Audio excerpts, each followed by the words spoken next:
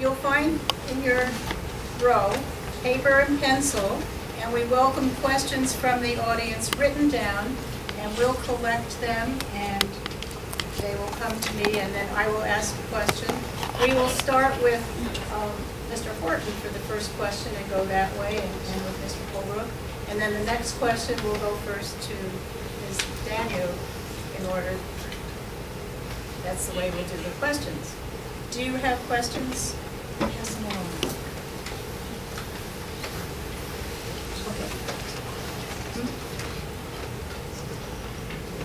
Okay. Okay. All right. We have some to start with. Mr. Horton. Yes. How will you enhance the arts at the schools? What are some creative solutions? Well, as I said in my opening statement, trying to bring more community, working with the resources we have, Fisher-Price, having some kind of arrangement where we could have, for lack of a better word, internships. Kids actually learning the design and not just the business part of Fisher-Price, but the actual design of colors, of toys, of characters would be something specifically for the arts. But it can also be used for all other aspects, bringing in community involvement for athletics and business courses in the school. Thank you. Ms. Daniel? Yes, thank you. It was wonderful to see that the music program was restored to Parkdale. Initially, obviously, that was cut from the budget. And it was very nice to see that that was restored, and that's obviously one way where the arts, starting at a very young age, we're able to have the children exposed to music, to art through the art program, and to work their way up and learn about the arts. All of my children are involved in the music program and have had a wonderful experience with that. I think that one of the concerns is the cut in the electives up at the high school, which might limit some of the arts that would be available to some of the high school students that may want to look at design classes or different types of classes like that. That's where we need to then look at the budget to see, are those the types of things that we want cut? Are there places where we can streamline the budget in some attempt to get some of that programming back that has been cut up in the high school? Thank you. Ms. Kohler? We have tremendous art and music offerings in our schools, and it was unfortunate to see this year that the kindergarten or the fourth grade instrumental music was on the top block. It was on the block last year as well, and it was nice to see that we were able to find some budget money that allowed us to keep instrumental music in fourth grade. These budget times have been very difficult, so there is a lot of concern about what do you cut and what do you keep. But there are some creative ways that we can continue to offer arts and music in our schools.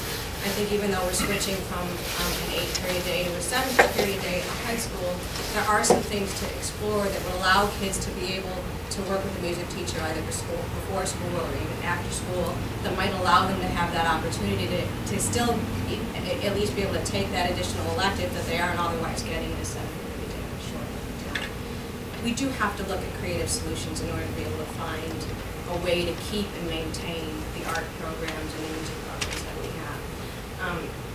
There are tremendous offerings. There is tremendous student participation in the arts that we have, and tremendous participation in the music programs that we have.